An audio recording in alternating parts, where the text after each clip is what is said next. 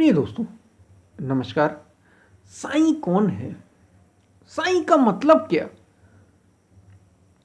साईं क्या है? साईं कौन है? इसी पर हम वीडियो में बात करेंगे। उससे पहले अगर आप चैनल पर नए हैं तो सब्सक्राइब भी करें। वीडियो को पूरा सुनेंगे तो आप इसका अधिक से अधिक लाभ उठा पाएंगे। और पसंद आने पर शेयर ज़रूर करें वीडियो को, क्योंकि हम जब शेयर करते हैं हम कई सारी चीज़ें शेयर करते हैं अपने आसपास के लोगों में, अपने मित्रों में। तो जो हमारे हितैषी हैं, जिन्हें हमें लगता है कि लाभ पहुंचाना चाहिए, हमारे बड़े प्रिय हैं, उन्हें तो हम जब कई सारी चीज़ें शेयर करते तो कुछ अच्छा भी शेयर ज़रूर करें। हम चलते हैं अपनी वीडियो की तरफ। साईं कौन है? साईं का अर्थ संत कबीर 1200 के आसपास, 1200-1400 के आसपास, लगभग इतना 1300, 1400, 1200 के आसपास संत कबीर का एक भजन बड़ा प्रसिद्ध था। उनके ही द्वारा है कहा गया है, लिखा गया है, क्योंकि उन्होंने अनेक पद, अनेक शब्द, साखियाँ, कई सारी चीज़ें लिखी। उन्हीं में से एक था भजन, कोई अपने में देखा। क्या देखा? साईं संत अतीत।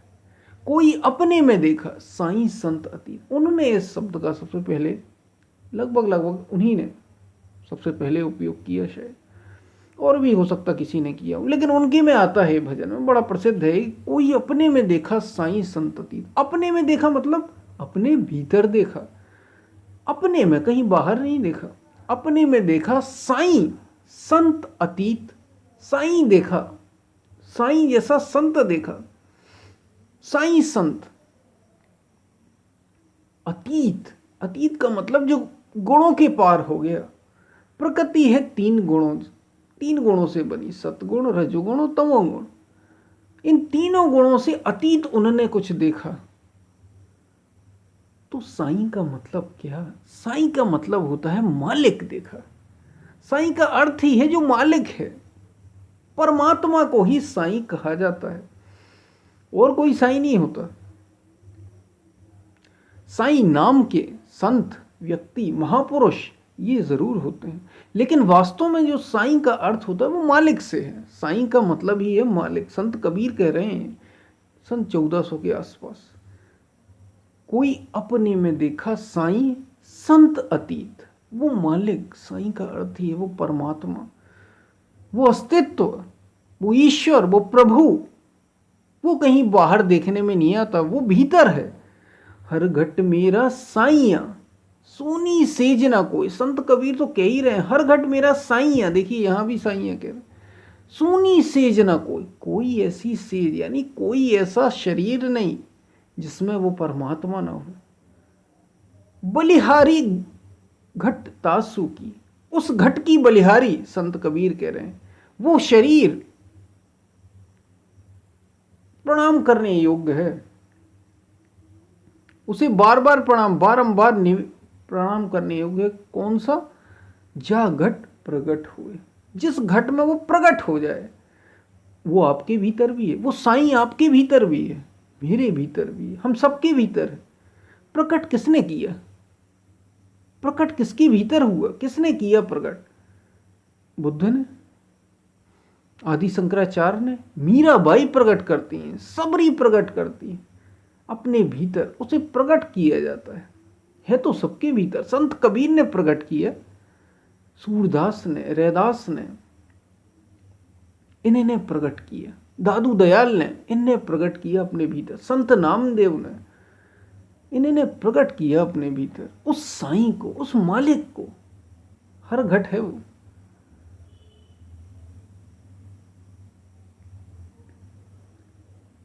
तो साईं का अर्थ ही होता है मालिक। एक ही साईं का अर्थ है, और कुछ अर्थ नहीं। जैसे साईं का अर्थ ही होता है मालिक। और वो कहाँ देखा उसको? संत कबीर क्या बता रहे हैं? अपने में देखा। कोई, हर किसी ने नहीं, जो जिसकी लगन है वही देखेगा। जैसे मीराबाई की लगन थी, ऐसी लागी लगन, मीरा हो गई मगन। वो तो गली, और ऐसी मगन हुई मीरा की गली गली हरि गुण गाने लगी। हरि के गुण ही गाने लग गई मीरा। ऐसी लगन लगेगी तो मिलेगा वो इस घट के भीतर ही, इस हृदय के भीतर ही वो साईं मिलेगा। तो साईं का अर्थ ही मालिक होता है, वो परमात्मा को ही संबोधित शब्द है एक साईं। तो साईं कौन है? शायद आपको समझ में आ गया, वो जो गुणातीत है, गुणों के अतीत है, जिसको वेदांत नीति नीति कहकर संबोधित कहता है कि वो निराकार है, बस वही साईं।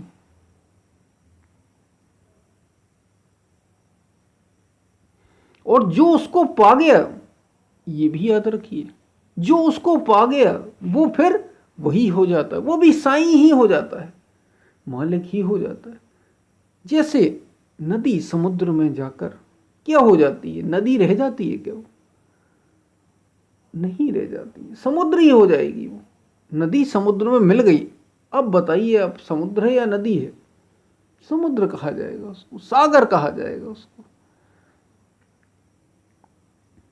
वैसे ही जानत तुम्हें हुई जाई, तुम्हें जानने के बाद तुम ही हो जाते हो, दो नहीं रह जाते, दो नहीं रह जाते। वहां परमात्मा को जिसने भी पाया आज तक, वो फिर परमात्मा ही हो गया, वो भगवान ही हो गया। देखिए, मीराबाई को भगवान की तरह पूजा जाता है, माता सबरी को भगवान की तरह पूजा जाता है, राम जी को भगवान की तरह पूजा जाता है, शिव जो आदि योगी, जिनने इस योग की खोज की, इस परम तत्व की खोज की, जो पहले योगी थे, उनको भी भगवान कहा गया। जो उसको पालेगा, जान लेगा, सब वो भगवान ही हो जाएगा। जो प्रकृति के पार चला गया, प्रकृति पार प्रभु सब और वासी, सबके हृदय में रहता है, वो फिर साईं हो जाता है।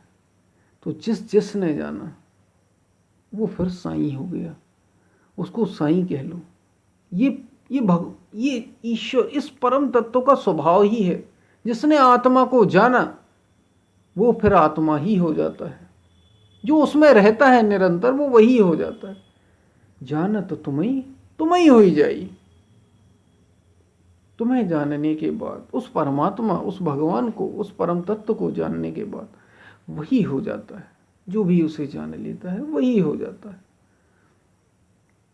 तो जो भी उसको जानेगा, वो आदि शंकराचार्य हों, वो संत कबीर हों, वो संत रैदास हों, मीराबाई हों, कोई भी, जिनने भी उसको जाना वो वही हो जाता है, साईं ही हो जाता है। शब्द अलग अलग, कोई उसे बुद्ध कहने लगते हैं, कोई उसे महावीर कहने लगते हैं, कोई उसे राम कहते हैं, कोई कृष्ण कहते हैं, अलग अलग नाम देते हैं। सब है, सब एक ही उस परम को, उस तत्व को जो सबके भीतर, उसको जानने के नाम, उसकी विधि है, लेकिन उसे खोजा जाता है।